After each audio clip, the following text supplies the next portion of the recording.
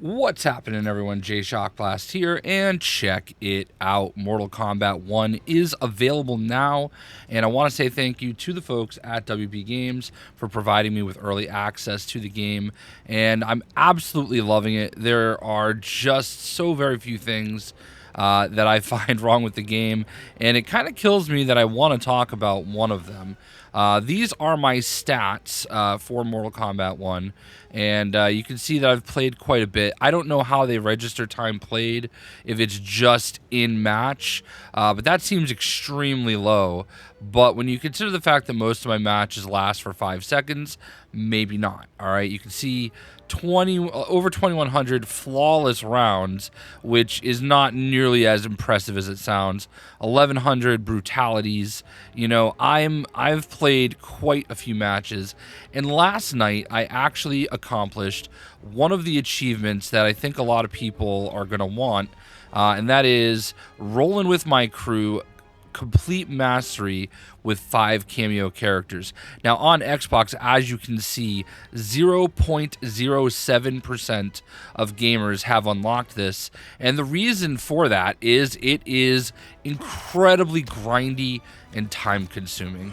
And as you can see right here, I have Goro at Mastery 15, I have Sector at Mastery 15, I have Cyrax at Mastery 15, Sub-Zero, and Scorpion. Those were the first 5 characters that I decided I wanted to get to Mastery 15.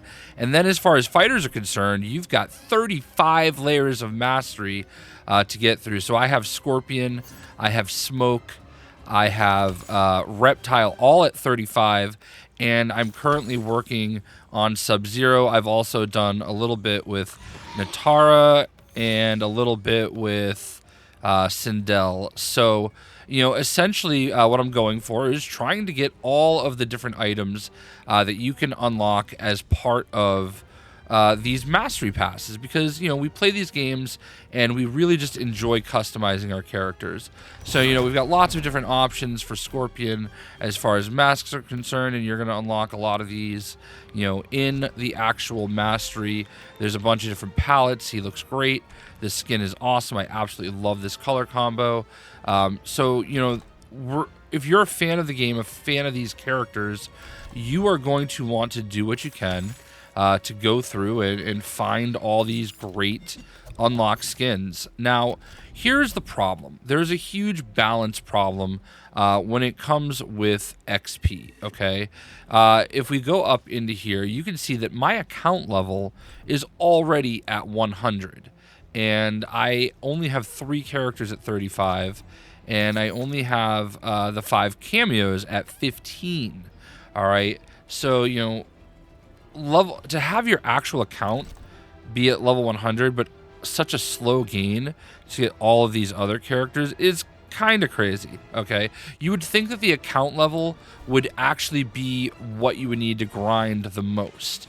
Now, what a lot of people are doing is what I did, not because I really wanted to, but because it is the best source for getting XP, is I went into the village here, and there is a level 1 triple threat, okay, where you fight 3 enemies. I don't know if it's the best one, but what it is the one that you don't have to mess around with your stats the most. As you can see, I'm working on Sub-Zero right now, and I had to take all of his stats and put it on attack, all right? And I'm still not even one-shotting Garrus on this triple threat, all right? Garrus is the problem. He's frustrating in general, but he's not as easy to necessarily do the one-shot hit.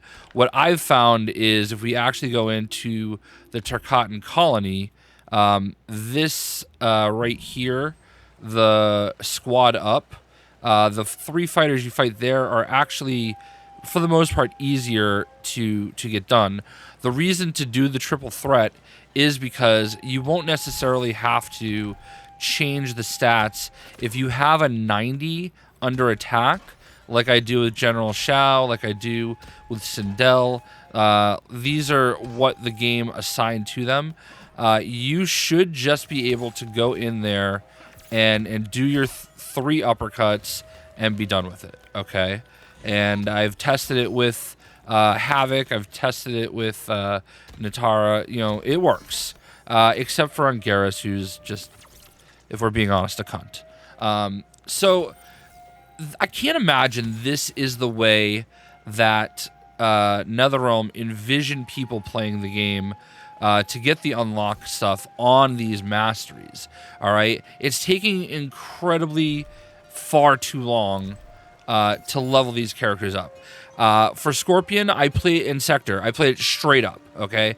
I just did towers. I did regular fights. I went through almost the entire invasion, just doing my fights, and it took me over, like, almost 700 matches, because I've played other matches that didn't, you know, that were after hitting 35 and 15, respectively. You know, it took me almost 700 matches for each character to get them their mastery completion, and that's not a good look. And I don't think that is what NetherRealm envisioned either, per se. You know, I don't think that's what they wanted, a grind that hard.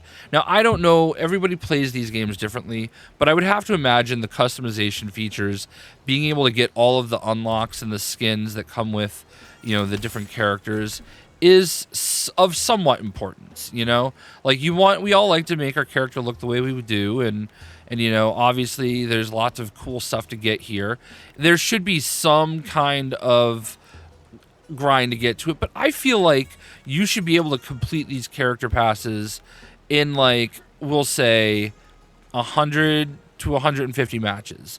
Definitely not 700, okay? And I don't think that, you know, I've been level 100 account wide for a very long time, like before I even started on Reptile. So there's something wrong with that, and there's also something wrong with the fact that if I actually go out into and can look at my funding right now, you'll also notice that if I go to the shrine, right? Mind you, we're 2 weeks into the game, or 1 week into the game. My shrine is complete. I've done everything, and now I have 233,000 gold. But it doesn't just stop there. If we go into the store, okay, the seasonal store, and I don't know why it's taking so long. There's 38 days left. I have purchased every single item in the store, all right?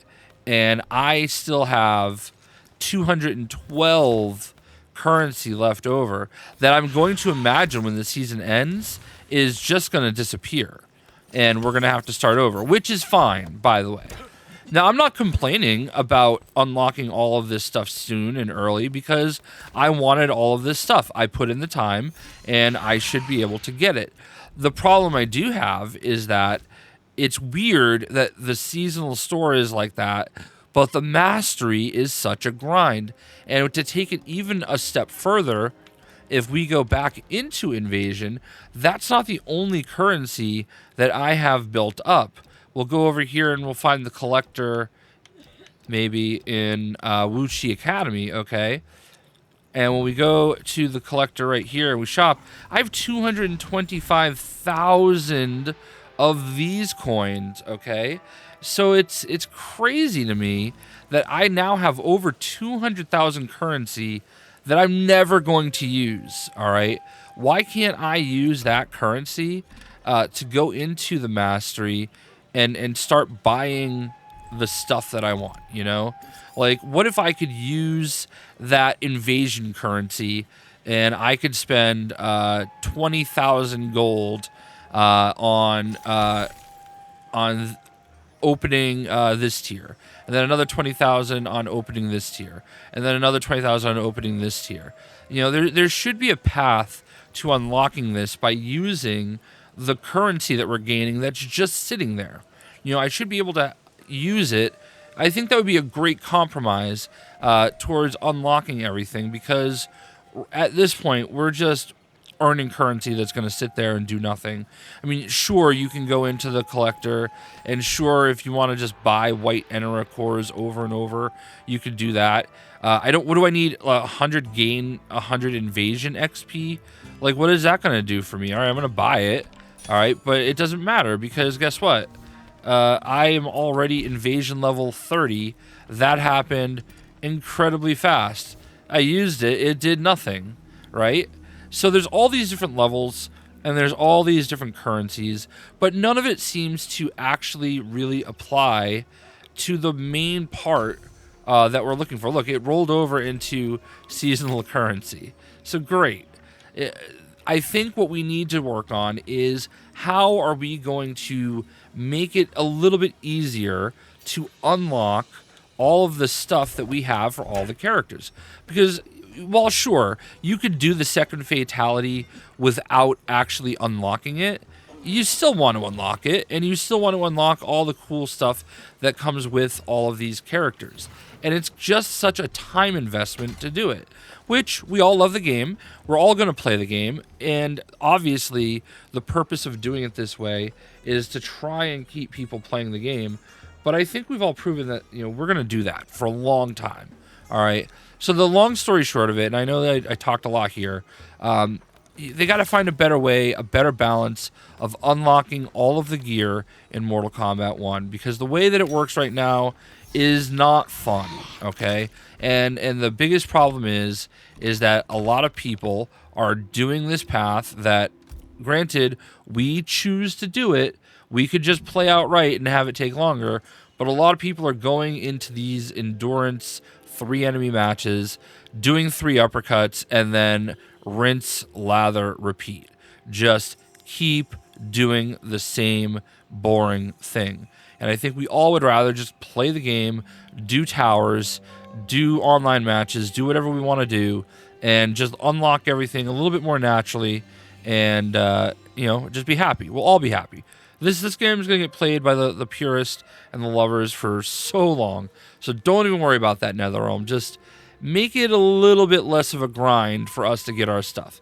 Anyway, I hope I explained that thoroughly. I know I talked a little bit more, but you know, I really feel like there's an imbalance here, and I think a lot of people would just love to not have to go through this grind and just be able to unlock everything. So I hope you guys enjoyed the video. What do you guys think about the XP grind in Mortal Kombat 1 and paths to unlocking all of your gear?